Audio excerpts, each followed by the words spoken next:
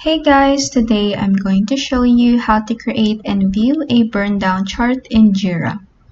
Let's get started. First, go to Jira and log in your account. This action will lead you to your dashboard where you will click on your preferred Scrum project.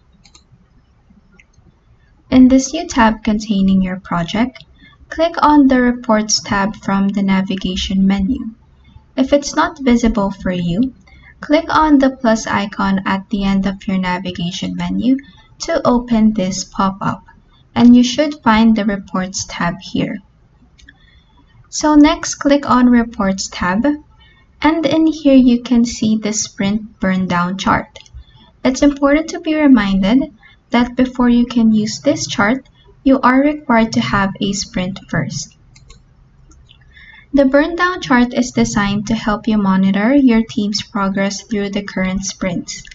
If you have multiple sprints and want to make sure that you are viewing the correct sprint, click on this sprint field right here, and this drop-down menu will open where you will click on the correct sprint you want to view.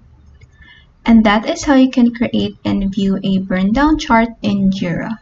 If this video helped you, please like and subscribe for more helpful tutorials.